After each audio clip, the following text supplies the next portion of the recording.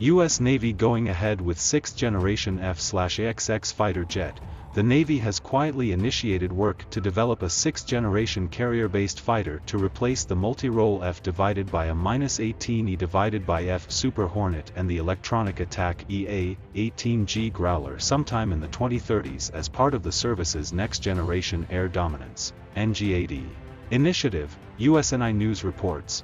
While the Navy doesn't have a set cost estimate for its NGAD effort, it likely won't come cheap.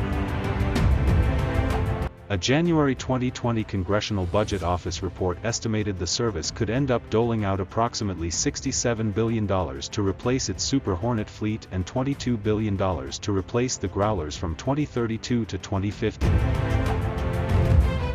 Per USNI News, according to Defense News, the service's fiscal year 2021 budget request slashed planned Super Hornet purchases from 60 to 24 between fiscal years 2022 and 2024. A move that would save $4.5 billion for the NGAD program amid growing budget constraints. The NGAD effort, also known as the F/XX, comes amid shifting priorities within the Pentagon, which is pivoting from its counter-terrorism and counter-insurgency missions in the Middle East and North Africa to focus on so-called great power competition against more traditional adversaries like Russia and China.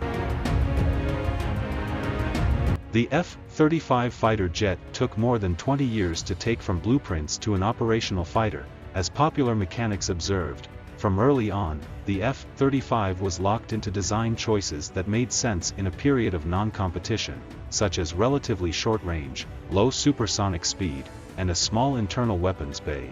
If the Pentagon knew in the mid-1990s what it knows today, it might have asked for a vastly different airplane. Indeed, while next-generation fighter would include many of the capabilities as the Navy's current fleet of F-35C fighters, the aircraft will come with updated technology and expanded range, naval analyst Brian Clark told USNI News, part of an effort to expand the effectiveness of the U.S. fleet of aircraft carriers at sea. We're working to outline that program and the acquisition approach and all that as we speak, Navy Acquisition Chief James Schertz told reporters last week. The NGAD effort was still in its concept development phase as recently as June, during which defense companies explored ideas that balance advanced air dominance capabilities and long-term affordability/sustainment, as Navy spokesman Captain Danny Hernandez told Defense News at the time.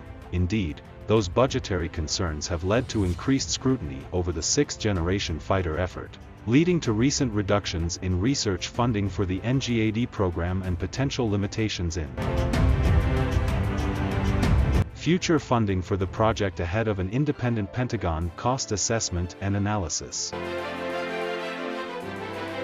Both of which suggest that the Navy may not have actually ended up with funding to develop a brand new fighter from scratch. Of course, none of these deficiencies are preventing the Pentagon from actually deploying the F-35.